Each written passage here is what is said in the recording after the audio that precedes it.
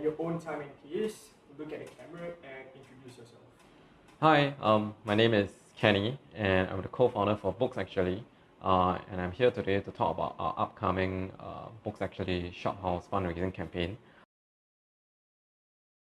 I've been running BooksActually for 13 years. We try to carry or stock in books that are not always the commercial bestsellers, but we are trying to always introduce you to a wider reading range. We've been doing a bit of the publishing also. It's called Math Paper Press. When it comes to the publishing for Math Paper Press, we do focus quite a bit on Singapore literature, whether it's poetry, short stories, or novels. Running a bookstore for nearly 13 years, we've been renting. We have been in 4 different locations. Tiong Bahru is our 4th location. Prior locations, the rentals were rising. Tiong Bahru did rise quite crazily, but we end up sticking around because business was also good at the same time. I've reached a point where I realized that it has to exist without me. And I think the best way for it to exist, whether I'm there or not, is for it to secure its own space, and whoever takes it over will always have that space to run it from. You asked me this question like 8-9 years ago, I would have definitely rented for sure. Friends with very good intentions had always said that maybe there should be a need for rent control from the government or subsidized rental from the government, and in my own viewpoint is that that's not always the best solution. Rising rentals is just, I think, really part and parcel of what we do as a business owner. It doesn't matter whether I'm running a kopitiam. It doesn't matter whether you're in the arts, you're not in the arts. The space that you're in, if you're renting, is always subjected to what the economy is performing, what people sees in demand and supply, right? And I think we are rather unique, partly and unfortunately, is that I guess we just don't have enough land space. All of us are clustered into public housing, HDB, and when you're talking about finding space for people to live and then finding a space for people to do business, that's always trickiest. How much I'm hoping to raise? Okay, so there's crazy amount. Cheapest area that we could think of for a commercial retail space is at Balestier. So along the whole Balestier stretch, shop houses, they are roughly clocking in at around 2 mil. I'm guessing we should be able to qualify for a bank loan. Assuming I get my math right, I need to fork out 30% cash deposit. So 30% cash deposit is $600,000. When I was talking to the team while working on this whole fundraising campaign, we said, screw it. Let's not just aim for 600,000. We're going to try to raise 2 mil. We know that it's impossible to raise 2 mil selling you a $50 brick. But I think we rather try the crazy, try the impossible, than anything else. Why did I raise money selling bricks? Okay, one, it has to do with my obsession with bricks. Bricks are very common in our everyday life. Singapore is a very urbanized space. It's a very concrete island, and during the earlier days of nation building, when there's this drive to build a lot of public housing to house the population, we actually manufactured our own bricks. In the 70s, 80s, schools, uniform groups like scouts, community centers, when they want to build their own buildings, they actually had issued miniature bricks, something like that. This is the BooksActually one. When you buy a brick, we are selling a brick, and assuming we are successful in securing the space, we record the bricks. And we hope that the individual can either sign or write their name on the side. We want to record the bricks, then have that mount it onto an existing wall at the permanent space. And that would be your permanent contribution to that space.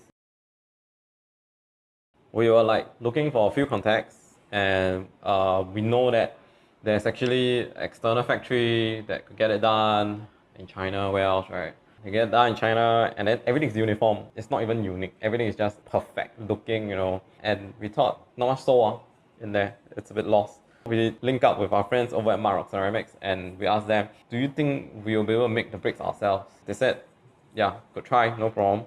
And they really supported us. They actually made stamps for the BooksActually name, and also for the building fund, $50. But the tougher part is making it. So everything is handmade. We had hilarious incidents. Even this brick is not properly formed. It's a bit slightly bingko upwards, and it's a bit slanted. But I think that's what the fun part is that every single brick is different. You know, it has gone through our hands. You know, our hands for sure.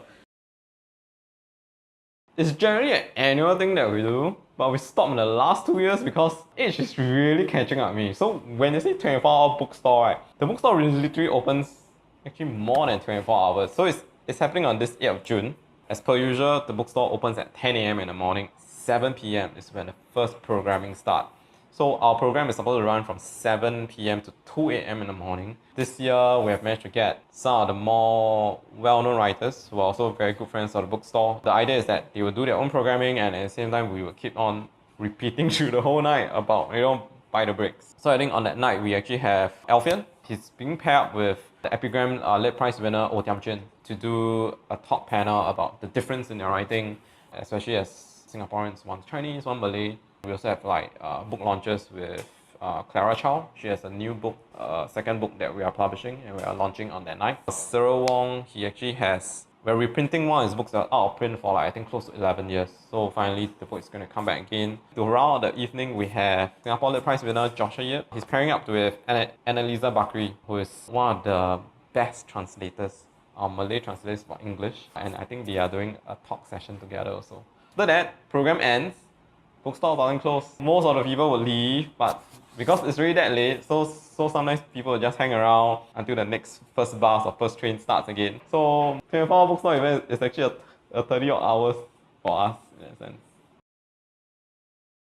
If there were 26 Kinokuniya outlets and then 4 popular outlets, then BooksActually can cease to exist. Maybe I decide a career change, or maybe I die tomorrow, nobody wants to take it over.